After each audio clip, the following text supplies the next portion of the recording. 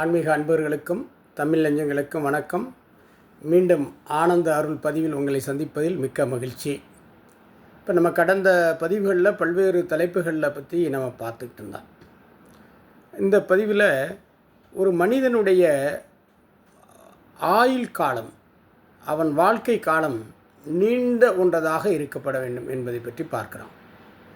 ஏனென்று சொன்னால் திருமூலர் ஒரு பாடலில் சொல்லுவார், உன்னது சாயே உனக்குதவாத கண்டு என்னது மாடு என்று இருப்பார்கள் ஏழைகள், உன் உயிர் உடல் ஒக்கப் பிறந்தது கண்ணது ஒளிகான் கண்டுகொள்வீரே என்று சொல்லுவார்.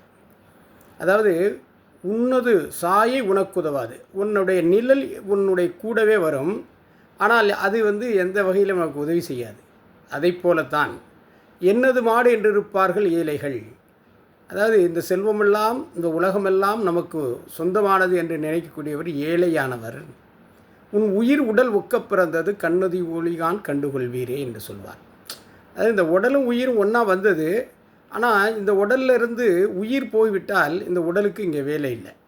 அப்போ இப்படி ஒரு குறுகிய வாழ்க்கை காலத்துக்குள்ளே நம்ம இருக்கக்கூடிய நேரத்தில் கண்ணது ஒளிகான் கண்டுகொள்வீரே, அதாவது நாம் நல்ல செயல்களை அறச்செயல்களை செய்து இந்த உலகத்திற்கு பயனுடையவராக வாழ்ந்து நாம் இறைவனடி சேர வேண்டும் என்பதை பற்றி தான் திருமூலர் இந்த பாடலில் சொல்வார். ஆகவே வாழ்க்கை art is long but life is short அப்படிம்பாங்க. கல்விக்கரையிலே கற்பவர் சில நாள் என்று சொல்வதைப் போல இந்த உலகம் நீண்ட உலகம், இந்த உலகம் இருந்து கொண்டே இருக்கும், ஆனால் மனிதர்கள் பிறந்து இறந்து விடுவார்கள். அது ஒரு நிலையாமை தத்துவம். பட்டினத்தார் அதை பற்றி நிறையா சொல்வார். பத்தும் புகுந்து பிறந்து பட்டாடை சுற்றி முத்தும் பவளமும் பூண்டு சித்து கிடக்கும் பிணத்தருகே இனி சாகும் பிணங்கள் கத்தும் கணக்கென்ன கைலாய் உரி காலத்தையே என்று பாடுவார். எல்லோரும் ஒரு நாளைக்கு இறந்து போகக்கூடியவர்கள் தான். அதை தான் கவியரசு கண்ணதாசன் பாடுவார். அதாவது போனால் போகட்டும் போடா, இந்த பூமியில் நிலையாய் வாழ்ந்தவர் யாரடா என்று கவியரசு கண்ணதாசன் பாடுவார். அப்படிப்பட்ட ஒரு வாழ்க்கை காலத்தில் நம்ம குறுகிய வாழ்க்கை காலம் இருக்கின்ற பொழுது நாம் நல்லது செய்யணும். அப்படி அந்த வாழ்க்கை காலம் நமக்கு முடிந்தவரை நீண்ட ஒரு வாழ்க்கை காலமாக இருக்க வேண்டாம். நாம் ஒரு ஜாதக அமைப்பில் பார்த்திங்கன்னா ஒரு மனிதனுடைய வாழ்க்கை காலத்தை 120 வருடம் கணித்திருக்கார்கள். ஆனால் நம்முடைய சராசரி ஆயுள் காலம் இப்போ 72 வயது வரைக்கும் இருக்கிறது. ஆனால் ஒரு மனிதன் குறைந்தது ஒரு 80-85 வரை அவன் உடல் ஆரோக்கியத்துடன் தன்னுடைய கடமைகளை தானே செய்து கொள்ளக்கூடிய அளவில் அவன் வாழக்கூடிய ஒரு வகையில் இன்று நாம் பார்க்க முடிகிறது. அப்போ அந்த அளவுக்கான ஒரு ஆரோக்கியமான ஒரு வயது உடைய வாழ்க்கையை நாம் பெற வேண்டும். அதற்கு இறைவனுடைய அருள் புரிய வேண்டும். அதை வாழ்க்கை எப்படி இருக்குன்னு, லைஃப்னா என்ன அப்படிங்கிறத பற்றி மேல்நாட்டு அறிஞர்கள் நிறைய சொல்லுவாங்க. Just as a candle without fire it can not burn, as like the man life without spiritual the life can not sustain அப்படிம்பாங்க. அப்போ ஸ்பிரிச்சுவலான ஒரு லைஃபு நமக்கு தேவைப்படுது. அப்படி அந்த லைஃபு எப்படி நாம் the question is not whether we will die, the question is how we will live அப்படின்னு சொல்லுவாங்க. அப்போ நாம் இறந்து போகிறத பற்றி முக்கியம் இல்லை, ஆனால் நான் எப்படி இந்த உலகத்தில் வாழ்கின்றோம் என்பது தான் கேள்வி. அப்போ அந்த மாதிரியான ஒரு நீண்ட ஆயுள் நமக்கு கிடைக்கணும் அப்படின்னா அதற்கு எந்த சிவத்தலத்தை வணங்கினால் கிடைக்கும் என்பதை பற்றி தான் நாம் இந்த பதிவில் பார்க்க இருக்கிறோம். அந்த சிவத்தலம் எது என்று சொன்னால் அதுதான் திருப்பூந்துருத்தி என்ற சிவத்தலம். அது எங்கே இருக்கிறது என்று சொன்னால் தஞ்சாவூர் மாவட்டத்தில் திருவையாறிலிருந்து ஒரு 7 கிலோமீட்டர் தொலைவில் மேற்காக திருக்காட்டுப்பள்ளிக்கு அருகாமையில் அந்த திருப்பூந்துருத்தி இருக்கிறது. அங்கே இருக்கக்கூடிய சிவனுடைய பெயர் புஷ்பனேஸ்வரர், அம்மையுடைய பெயர் சௌந்தரநாயகி. அந்த திருப்பூந்துருத்தியில் இருக்கக்கூடிய அந்த புஷ்பனேஸ்வரர் நீண்ட ஆயுளை வழங்கக்கூடியவர் என்பது நாம் பல புராணங்கள் மூலமாகவும் தெரிந்து கொள்கிறோம். அதை திருமுறைகள் மூலமாகவும் தெரிந்து கொள்ளலாம். அந்த திருப்பூந்துருத்தி மிக சிறப்பு பெற்ற ஒரு தலம். காரணம், இந்திரனுக்கு பல்வேறு வகையான ஒரு சாபம் பெற்று அவர் பல்வேறு தலங்களை போய் வழிபட்டு திருவையாறை வழிபட்ட பிறகு இந்த தலத்திற்கு வழிபட்டு புஷ்பத்தால், அதாவது பூக்களால் அந்த இறைவனை வழிபட்டதனால் அவருக்கு புஷ்பனேஸ்வரர் என்று பெயர்.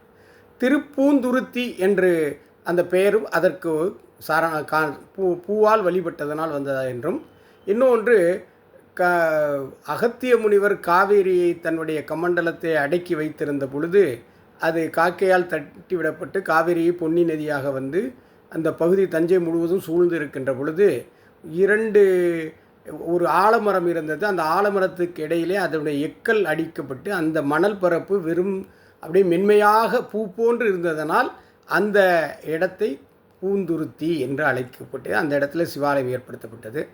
இந்த சிவாலயம் மிக சிறப்பு பெற்றது. காரணம், அப்பர் பெருமான் இங்கே தான் தங்கி மடம் அமைத்திருக்கிறார். இன்றும் அந்த மடத்தை நான் பார்க்க முடியும். இங்கு அப்பர் பெருமான் தங்கி பல காலங்கள் இருந்து உழவாரப் பணி தொண்டு பணிகளை நிறையா செய்திருக்கிறார். மேலும் அப்பர் பெருமான் இங்கு திருஞான சம்பந்தர் வருகின்ற பொழுது அவர் சிவிகையை யாருக்கும் தெரியாமல் போய் தாங்கி கொண்டு வரும் பொழுது அப்பொழுது திருஞான சம்பந்தர் அப்பர் பெருமான் எங்கே என்று கேட்கும்பொழுது அடியேன் உங்களை தாங்கக்கூடிய பேறு பெற்றேன் என்று சொல்லி உடனே சிவிகையை விட்டு திருஞான சம்பந்தர் இறங்கி நீங்கள் எனக்கு அப்பா போன்றவர், ஆகவே நீங்கள் எப்படி என்னுடைய சிவிகையை தாங்கலாம் என்று சொல்லி அன்றுதான் அப்பர் என்று கூப்பிட்ட ஒரு நிலையிலிருந்து திருநாவுக்கரசர் அப்பர் என்று வழங்கப்படுகிறார். அப்படி ஒரு சிறப்புக்கு உரிய ஒரு தலம் இங்கே. இந்த தலத்தில் இருந்து திருஞான சம்பந்தர் பாடியிருக்கிறார். ஆனால் கோவில் உள்ளே செல்லாமல், காரணம் அப்பர் வணங்கிய வழிபட்டு உழவாரப் பணி செய்ததன் காரணமாக கோவிலில் வெளியே நின்று அவர் பதிகம் பாடல்கள் பாடிவிட்டு வருவார். இவர் சிவபெருமான் அவருக்கு திருஞான சம்பந்தருக்கு தெரிவிப்பதற்காக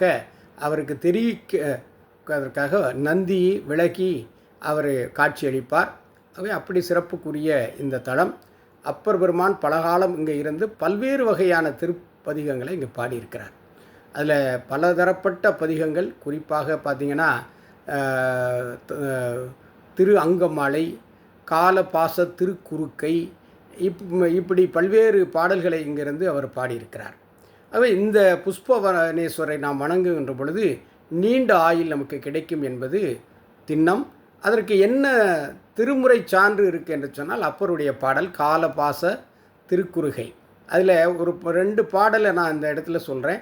அதன் அடிப்படையில் நம்ம பார்த்தோம்னா அது நன்கு நமக்கு விளங்கும்.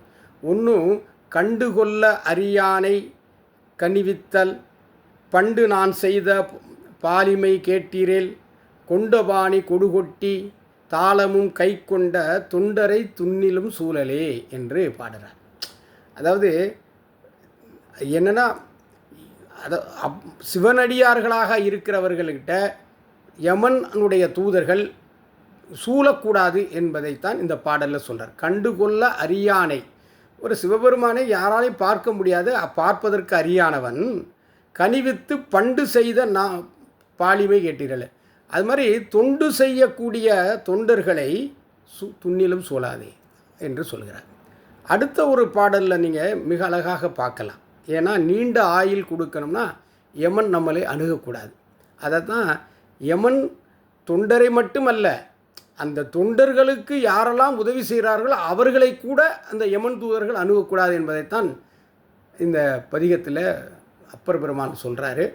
அந்த ஒரு அருளை அந்த புஷ்பவனேஸ்வரர் அளிப்பார் என்று சொல்லுகிறார். இந்த பாடல் அந்த பதிகத்தில் இந்த திருமுறையில் பாருங்கள், தேவாரத்தில் இறையன் சொல் மறவேல் நமந்தூதுவீர் பிறையும் பாம்பும் உடைய பெருமாந்தமர் நற்றரவும் நாரிய நரும் சாந்தும் நிறைய நீர் அணிவீர் எதிர் செல்ல வேலை என்று சொல்கிறார்.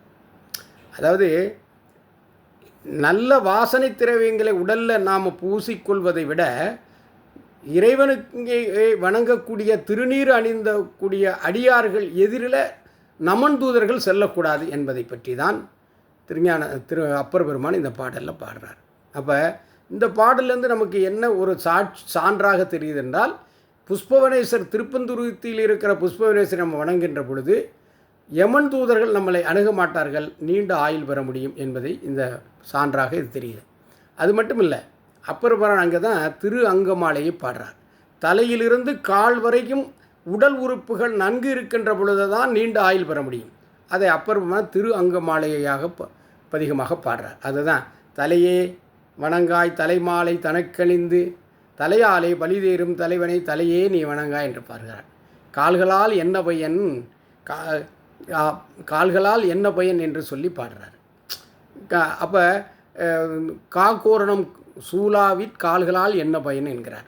நாகையில் இருக்கக்கூடிய அந்த திருக்கோயிலிலே உரையக்கூடியவனை கால்களால் நீங்கள் வலம் வராவிட்டால் என்ன பயன் என்று சொல்லுகிறார். ஆகவே தலை முதல் கால் வரை உள்ள திரு அங்கமாலையை அப்பர் பெருமான் அங்கே பாடுறார் என்று சொன்னால், அப்போ எல்லா உடல் உறுப்புகளும் சமமாக இயங்கக்கூடிய நல்ல நிலையில் இயங்கக்கூடிய இருந்தால்தான் நீண்ட ஆயுள் பெற முடியும் என்பதை அப்பர் பெருமான் வலியுறுத்துகிறார். ஆகவே அந்த தலத்தை போய் நாம் வாழ்க்கையில் ஒரு முறையாவது திருப்பந்துருத்தி தலத்தை நாம் வணங்கினோம் என்றால் நீண்ட ஆயுள் பெற முடியும் என்பதை இந்த நேரத்திலே நான் உங்களுக்கு தெரிவித்து, அப்பர் பெருமான் தான் பல நல்ல பாடல்கள் எல்லாம் அந்த தலத்திலே திருப்பதிகளை பாடியிருக்கிறார். தேவாரத்தில் அவருடைய 6ஆம் திருமுறையில் தான் இது எல்லாமே பாடியிருக்கிறார்.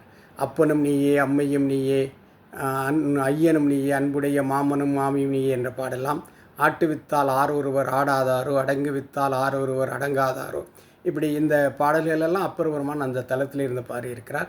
அவை மிக சிறப்புக்கு உரிய பெற்ற நீண்ட ஆயுள் வழங்கக்கூடிய புஷ்பநீரேசனை வணங்குங்கள், நிச்சயம் நீண்ட ஆயுள் நமக்கு கிடைக்கும் என்பதை சொல்லி நாம் இந்த பதிவை முடித்து கொண்டு அடுத்த பதிவில் மீண்டும் சந்திப்போம். நன்றி, வணக்கம்.